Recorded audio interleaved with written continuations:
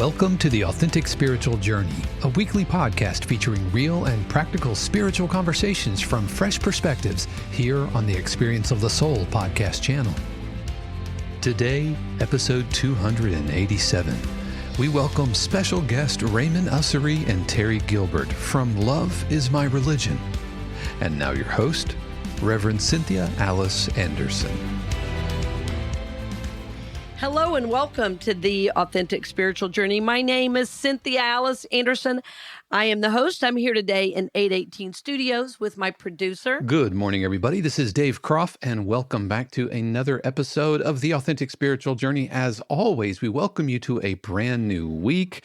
Christmas is in full swing. It is the middle of the holidays. Things are starting to kind of, work. I'm off school now for the next 3 weeks, and I'm here for it. I do miss my pumpkin spice. I'm not going to lie.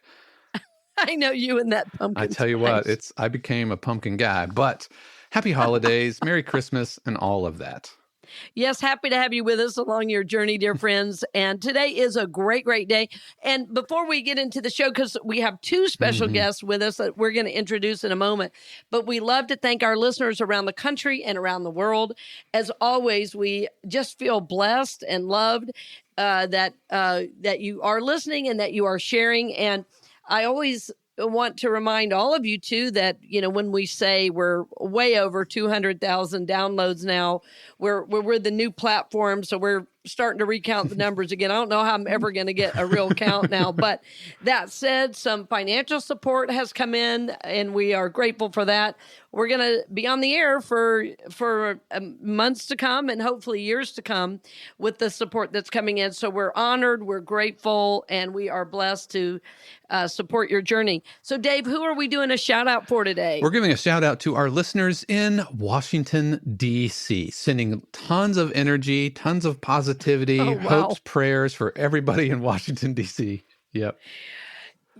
Wow, prayer is needed, yes, and also some spiritually motivated social action. But yes, prayers, love, support, and to our listeners, we thank you, we bless you, and it's so interesting because I know there are people in higher levels of government who are listening to the show, who are doing their spiritual work. So we want you to be supported. We want you to be lifted because we know you're trying to bring light into a place where it doesn't feel like there's a lot of light right now. So we bless you and support you in that work. So thank you for listening, our friends in DC. And I was able to speak at a Unity there, and they have an amazing minister at the Unity. So I'm sure some of our Unity friends are listening as well. So, Dave, tell us what show we're on, and we're going to introduce our guests. This is show 287, coming up on 300. Can't believe it's going to be 300 at the beginning of next year, but 287 for today. And we have two great friends with us. Raymond Ussery, Terri Gilbert are here from Love is My Religion. So, friends, thank you so much for joining us, and welcome. Well, thank you so much. Thank you. It's a pleasure to be here. Yes, and I wanted to have you guys on for a really long time. And Love is My Religion, first of all, just that title, I know our listeners are going, what is that? We like the sound of that because so many of us come out of religion, and what we see is that even though the very definition of the word religion means to bind together, what most of us have seen is that religion is used as a dividing force. It's us versus them. And what you all are trying to do, and I want you to speak about it, but I know what you're trying to do is, as your website says, connecting people across the cultural divide. And we're seeing in our world right now, and have been for the last several months, all this unrest, war, and it's not just what we see in the Middle East. It's in our very own cities, sometimes in our very own homes. So welcome, you guys, and tell us a little bit about what you're doing and what your vision is with the work you're doing with Love is My Religion. Sure, I would love to, and really just thank you again for having us. And you said it already, Cynthia Alice, our mission is connecting people across the cultural divide, and that's supported by our vision which is creating a world where love wins. And the belief, one of the things we hold dear is we hold love as a type of stewardship, meaning that we want to provide a space so healing can actually happen. And one of the ways we think healing happens is when people can truly listen to each other. So about once a month, we get folks together, and we encourage them. We design a space really brilliantly designed by Ren, one of our other board members, and Terri, who's with us today. We design a space so people are encouraged, supported, and gently held so they can listen to us. Yeah, and it is a beautiful space that you're providing. I've been a part of one of those, and like some of the topics have really been amazing. And what struck me about the experience is it is respectful of all opinions, and I think that's something, right, that we don't see today. Terri, do you want to speak to that a little bit? Oh yeah, it's there's something that happens when you get heard, when somebody listens to you and you really get that they heard what you said. Yes. Because then you don't have to talk anymore. Right? Like there's something new can arise in the space. And we found that when we do the work, those of us who are moderating the conversations, when we do the work, we really can hear anything anybody has to say. And it opens up a new space for people. So there is work that we do to be able to hear anything. Like we actually sometimes mock conversations, like what happens for you physiologically when somebody says blah. Yes. Right. Yes. Yeah. And then we deal with that. We actually deal with that because our commitment overall is that people have the experience of being heard. And we don't say that something is going to happen when you get heard. We don't tell anybody that you're going to have specific results, but new results do open up for people when they have the experience of being heard. Yes, the space that we have, and I think the space rather, when it's held properly for us, is a very healing experience. And that's what I saw happen. I experienced it myself. And, most of us, I'll say most of the people I work with one-on-one, most of the people I've had in my ministry, grew up in environments where they were to be seen and not heard, where the only opinion you were allowed is the family's opinion. And, such as that. And then if you belong to a certain faith, well, we believe only this. So it's unusual to have a dedicated environment where you're encouraged to be where you are and then loved and valued where you are. And what's so amazing about it is, like you're saying, once you're heard, well, you have the opportunity to open up to something new you don't even know is under there. And I think sometimes we're holding so strongly to an opinion because somehow it's a way we're trying to find our power. We're trying to find our value, in it, or trying to understand. And when we are heard, wherever we are, we realize we don't have to make others wrong. And that's just a very freeing place that you are creating. There's, you hear it a lot. What you resist persists. And so if somebody's not listening to you, you have to keep pushing into that so that they'll hear it. And, and if there's no resistance, then there's kind of just space for something else to arise. Mm-hmm. Yeah. I think often that something else, it looks like, or it can be curiosity. Mm-hmm. So I'm a liberal Democrat. I'm trying to think of other ways to describe myself. Those of you who are listening to the podcast, you can't see me. So I'm a Black man. I grew up in the southwestern part of the United States. So shaped by all of that. So I'll label it liberal. And during times when we've had conservative folks on our Be Heard roundtables, because of the space we've created, I personally have been in a space of curiosity. Like all the things I refuse to hear as a 20-year-old or a 30-year-old, now I find myself curious, like, well, what personal experience led this person to have this belief, to say the words they're saying, to be happy or joyful about what they're saying, or to be angry and sort of constricted somehow about what they're saying. So I find myself curious, and it goes from a mental curiosity to a sort of open-hearted welcoming. I can also say my mind hasn't been changed. I haven't switched from pro to anti by virtue of attending a round table, but I'm certainly more understanding and more, I'll leave it at understanding of people who don't share the views that I have. And that in itself is a gift. Well, that was going to be, go ahead, Terri. What were you going to say, sir? I have found myself taking actions that I would never take. I was like, okay, was there good things economically that happened under this presidency? I'm going to go look now, because my bubble had none of that. And it allowed me to start looking for things that I wouldn't normally look for, which, wreaked havoc on my news algorithm, but who cares, right? Oh, I know. Well, of course, that's it's interesting you mentioned that, the algorithmic hell we find ourselves in is partially because of the way those systems are set up.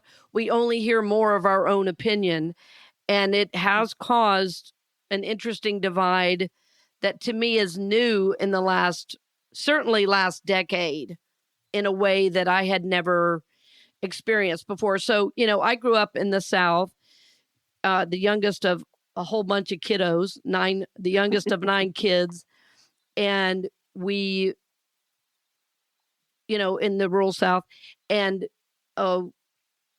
we were unlike most families in that we always had, like I had what I call my extra dad, who was a black man. He was my dad's best friend.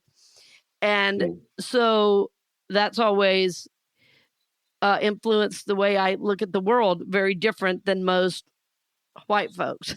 So anyway, especially in the South. Yeah, especially in the South, exactly. So anyway, but given that, and my dad was a businessman that largely during my life, because I was the youngest, was working from home. Every day we met people who were different from us. They were like, one was a diamond dealer in New York City. The other one would be a local politician. Another would be worked for the sheriff's department. My dad happened to be a deputy sheriff simply because he wanted to always carry. In those days, that's what you did. You became a deputy sheriff, so you could always carry a weapon. So my dad bought and sold guns. That was a part of my life. I'm the one that cleaned the guns. Like that was a part of my upbringing. So I'm saying all this to say we had such a variety of people in our lives on any given day that this idea that someone who thought differently from us would not be welcome or would be ostracized or would be a them is completely foreign to me. Like completely, like that was never in how we were raised at all. And always room for another at the table. You have money, you don't have money, all are welcome here. So this dynamic we've been in as a country, I find it highly concerning. That said, I don't want to be in fear. I want to do my part. That's part of what this show is, to help people live from this higher awareness. So I want you guys to say a little bit more, if you can, about the various topics. Like, I know you did a topic on guns. I know you've done, the Democrat Republican. I know you've done LGBTQ issues. Yeah, tell us a little bit about those issues. Let's see where to start. I mean, one of the most impactful for me personally was the roundtable, the Be Heard roundtable we did on abortion. Frankly, because of it's not an area that I was familiar with, so we did what I call a personal panel where we invited folks from our lives to talk to us, both pro-life and Wow. Pro-life and not pro-life. What do you, Pro-choice. pro-choice. Not So both pro-life. pro-life and yeah, well, so God, we had a yeah. panel before the round table just so we could talk about it because we knew it would be a charged topic. And we also Yes. knew as a board, as moderators, we would have to explore, well, where are we personally Where are and you? how does it feel? Mm-hmm. And then to actually have the round table and listen to someone who is firmly pro-life, to the degree to which that there's the person's stance, to sum up, was there's no good reason for abortion and it should absolutely be illegal. And this was well before Roe v. Wade was overturned. I can say to you that 2 years ago, if you told me that I was going to listen to a person have that stance with compassion and come to a place of understanding, I would have said that's not possible because of my beliefs. But when this person shared what they shared, certainly because of the work the board did to prepare, but when they shared authentically and from their heart about their beliefs, and because it was a safe / brave container of curiosity, it was more like, please tell me more. What in your life has brought you to this place? And when they spoke, we could actually hear and appreciate. Mm-hmm. And that particular event was pretty extraordinary because this person actually said it's murder. That's just my belief. I'm sorry, right? When they said that, and the thing that happened in the room, which was so remarkable, was the people who had shared about having an abortion, or people in their lives who had had an abortion. Their experience was that. Because a lot of people had shared that, was that there was no diversity in the room. So when that woman shared that, they were left with, I actually got heard by somebody on the other side. And their experience was way more profound because she'd listened, and she had listened. And so it was remarkable, right? That's one of the things that we found is when people of differing opinions are in the room together, it's quite extraordinary, especially when somebody clearly is the other and they don't respond the way you were afraid that they would respond, and we've also done on vaccination, and we've done events on, we did an event on labels, that one was remarkable because we had no idea how deep that would go. And it was actually really great. There was somebody who was sharing, they were from the sex positive community, but they didn't really like to be labeled a particular way, in the polyamory community, because they didn't really like to be, they didn't like that label. And so they actually got a sense that they could, they could call themselves whatever they want, what they were empowered to. But then later on, when somebody was sharing about how they were not Republican, how they were libertarian, this person spoke up again. They're like, wow, I should stop calling myself Republican. And that just messed with a whole bunch of people in the room. There was actually somebody later who said, when you were talking sex positive stuff, I was clear that you had to be a liberal. But then you said you were Republican, and it just messed with me entirely. So that's, one of the extraordinary things that happens is, yes. is you get to see the nuance of people. The nuance. Well, we're all, and I'm glad you mentioned that, because I find as humans, I find us to be quite complex and simple in that we all have basic needs of food, shelter, and love. Complex that we are nuanced, and that I just had someone say to me recently, a dear family member who I love, who said, I'm socially Democrat, but financially Republican. And I said, well, good luck with that in today's parties. And she started laughing, and I said, but I get it. And I've heard statements like that. And again, part of the algorithmic nightmare is those two can't coexist. As you're saying, we we're literally brainwashed by the media in terms of thinking this means that. And these ways we've separated are quite damaging, I think, to the whole, because we're put in boxes that we don't belong in, where people are thinking thoughts and making assumptions that are based on what someone else said, not on who we really are. And I think that just reminded me of, in the evolution of our roundtables, Mm-hmm. we started out just having people be heard, and Mm-hmm. and then we thought, well, it would be nice to be able to have people interact a little bit. So we implemented being able to ask questions, right? Asking questions that you've were afraid to ask, or you couldn't ask those kinds of questions, right? So one of the things people could do is say, well, what's it like? What's it like living in a Republican or a conservative household and being gay? There's a lot of questions that people could start to ask, just because the space was created where it was we call it a brave space, not a safe space, because Yes, there's really no such thing. Well, the safe space is in us, right? And I think that culturally, a concern I have too is that right now we're seeming to have no inner strength, and that if everybody doesn't call me exactly like I need, that I'm going to vilify you. And what the idea that I'm trying to instill in my home, and I have a 16-year-old son who's amazingly strong in his inner awareness of himself, is that, somebody can have an opinion of me. Somebody can say, they can call me the wrong name or the wrong whatever. And I'm good because I know myself.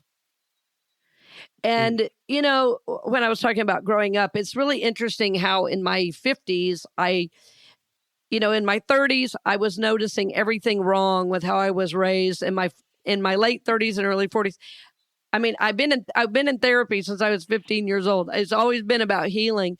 And in my 50s, I'm seeing all the good things that, made me who I am. And one of those things, as you were talking, Terri, I was thinking about how, some of these conversations I was talking about with these people that would be at the home, or we'd be having dinner or whatever, or, it'd be with our friend, Mr. Willie, and we'd chat, whatever. And it was like, okay, well, I don't really think that, but okay, let's go fishing. You know what I mean? It was just, it was like over, like, what are we having for dinner? I mean, but that came from this inner knowing and this inner strength of knowing that you love me as I am. And,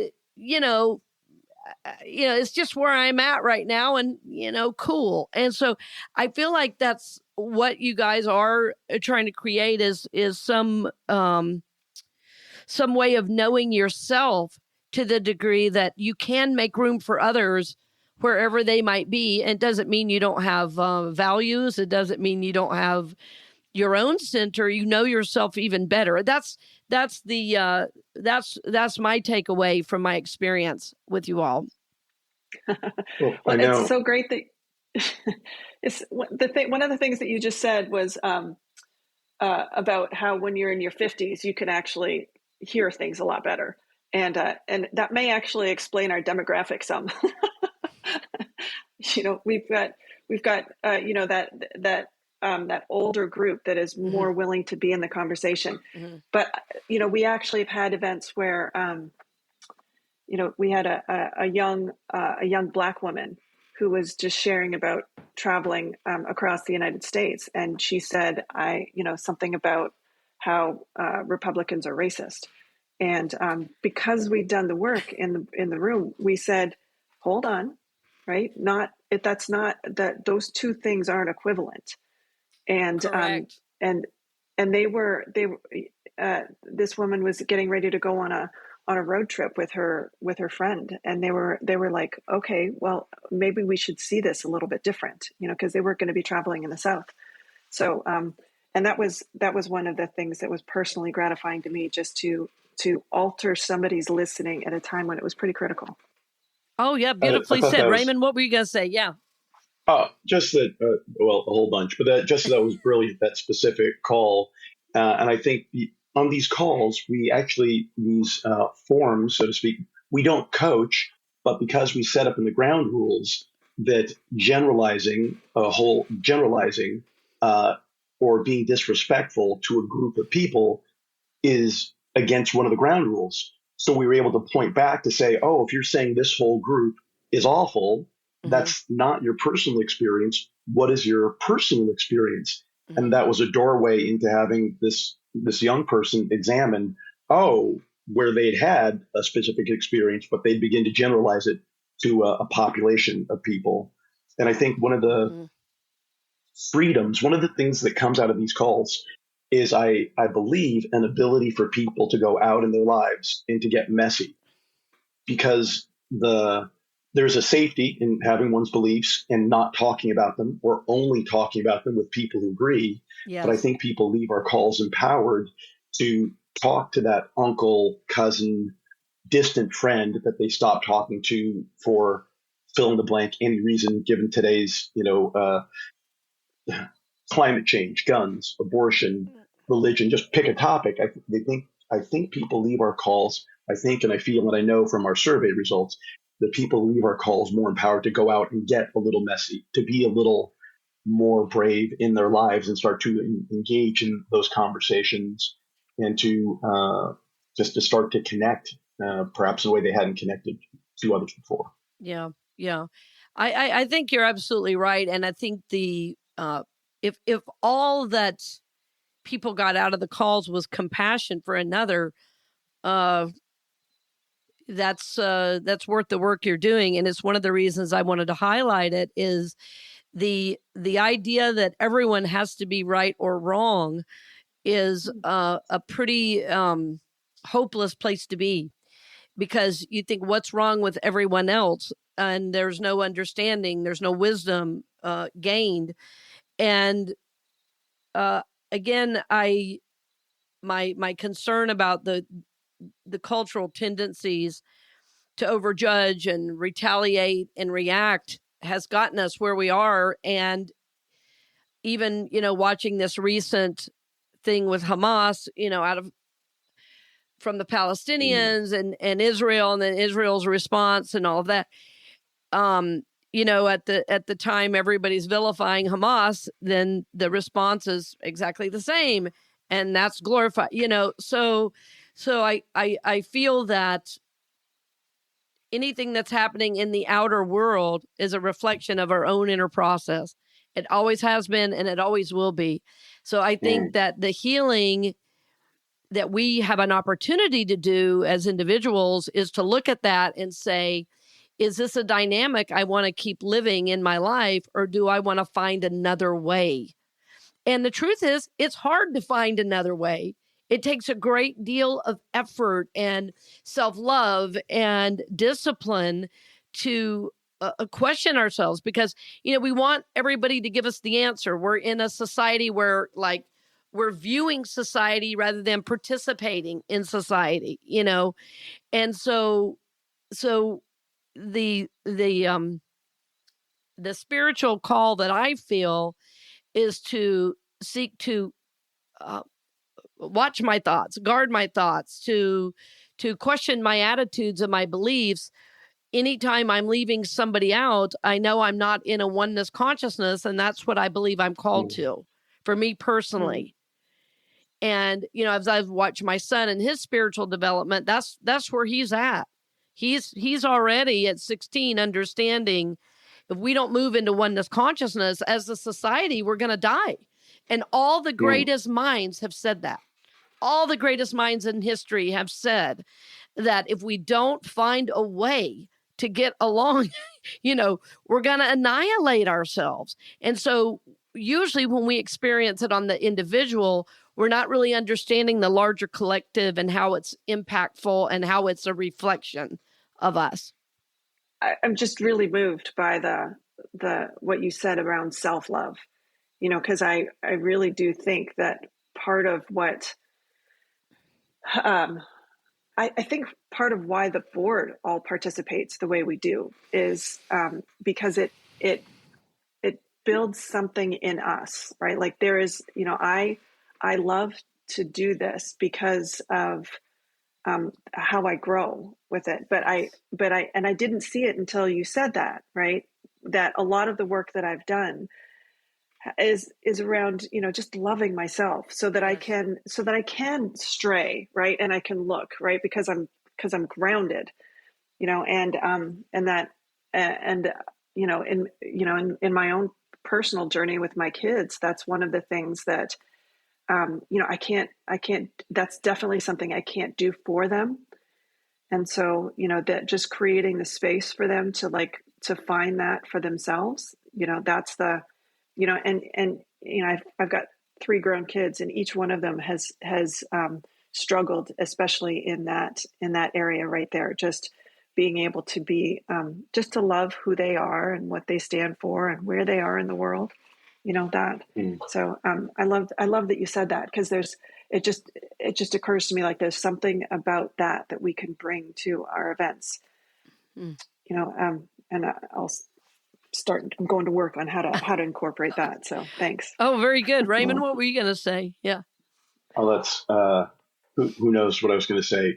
That's awesome. I love that this podcast is helping shape our roundtables.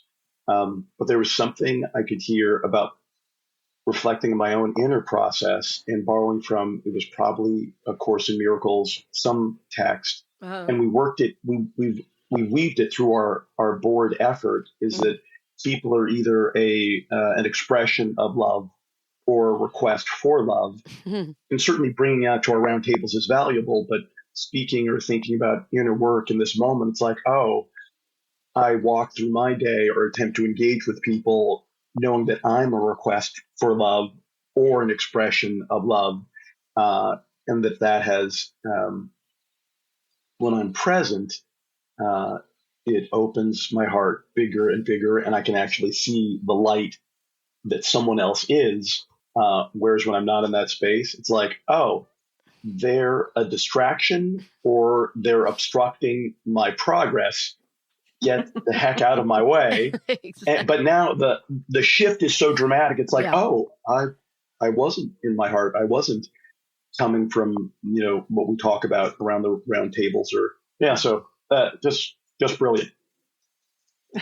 That actually reminds me of something that happened yesterday.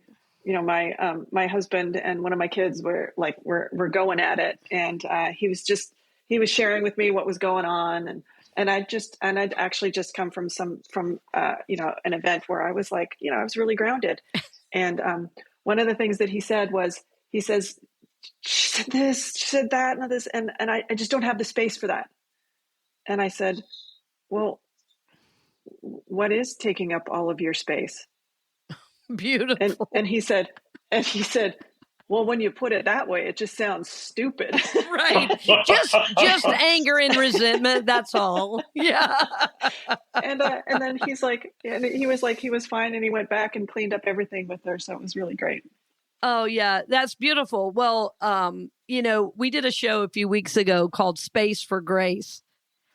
Excellent. And I feel like that's what we created. And for me, that space is about, when I want to react, leaving a little space so that if I can breathe into that, then I'm giving them a grace. Because listen, we're all human. We all say and do dumb stuff.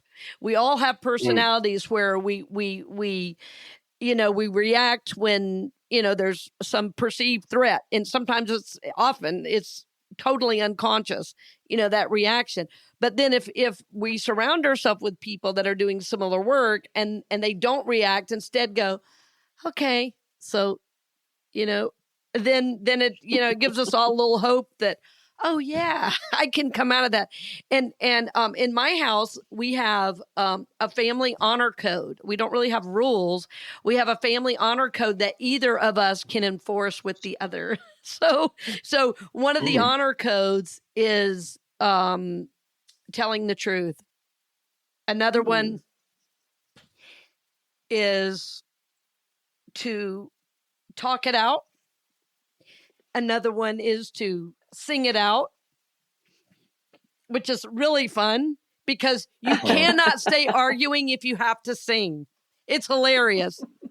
We pretend we're in a musical and we get dramatic, and then it's just dumb, right? So, and then there's no yelling, no name calling, no blaming, right? And then we celebrate successes. So there's a list of them. But if so, it's me and my son, and if my son, sees that I'm, one of them is take care of yourself, just take care of yourself.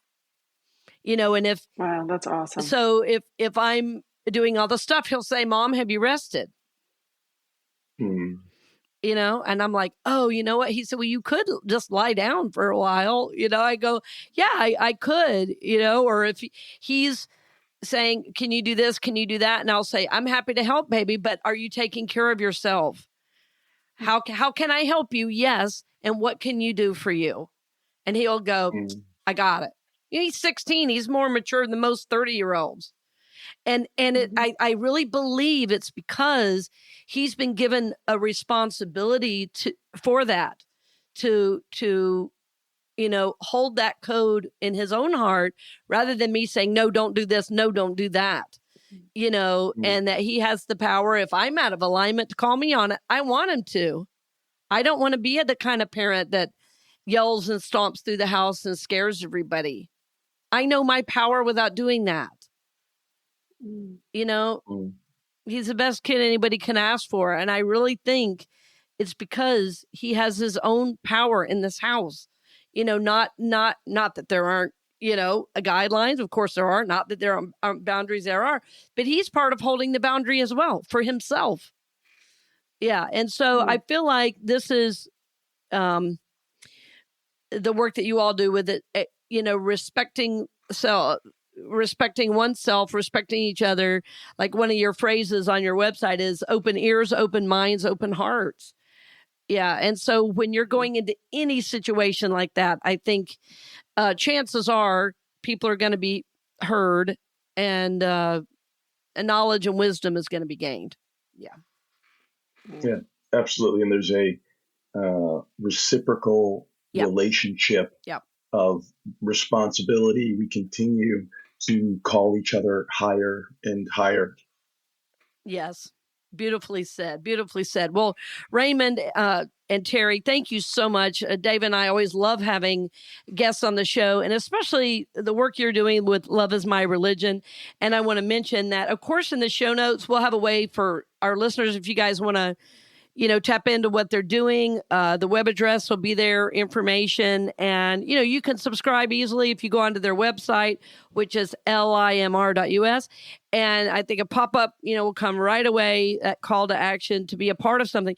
This is something powerful. This is something special. And if all today's show does for our listeners is help them pause before reacting, that's making the world a better place. We want to be a place of love, a place of peace. And we want to do that within ourselves first, friends. And then that extends out to our communities and our families, our jobs, and even the world. So, friends, thank you for joining us today. And to our listeners, thank you so much for your love, for your support, and for your financial blessing, because that does keep us on the air and keeps us able to bring you these shows wherever you may be. So again, to our friends in Washington, D.C., we love you, we bless you. And dear friends, we look forward to seeing you next week. So blessings on the journey, dear friends. We hope you've enjoyed this episode of The Authentic Spiritual Journey here on the Experience of the Soul podcast channel. This channel is made possible because of listeners just like you. If you would like to support the channel with your tax-deductible contribution on an ongoing basis or through a one-time gift, head over to experienceofthesoul.com/support. The Authentic Spiritual Journey is copyright 2023, Cynthia Alice Anderson, all rights reserved. Our theme music is composed by Dave Croft and used with permission from RR Hot Publishing. The Experience of the Soul podcast channel is a production of 818 Studios.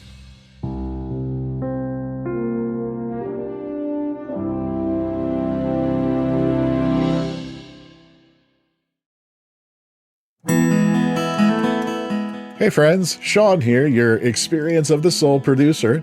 I want to take a moment to tell you about something truly exciting. The SoulWorks online community, created by your host, Cynthia Alice Anderson, and available on the Mighty Networks app. If you're looking for a place where you can explore your spiritual path, connect with others, and grow in a meaningful way, then this is for you. SoulWorks is so much more than an online community. It's a safe, inclusive space for spiritual exploration, self-discovery, and personal transformation. Inside the community, you'll find everything from uplifting spiritual studies to soul-centered growth practices, meditations, affirmations, and so much more. It's a space where you'll always be supported and never judged. The best part, membership is free. You'll have access to powerful resources, inspiring content, and a supportive group of like-minded people who are all on their own unique spiritual journeys. And if you're ready to dive deeper, there are premium options available to enhance your experience, with a live Monday night talk series and extended, deeper meditations. If you're seeking a place to connect, grow, and nurture your soul, we would love to have you join us in the SoulWorks community and see where this journey can take you. Visit my.soulworkscommunity.com today.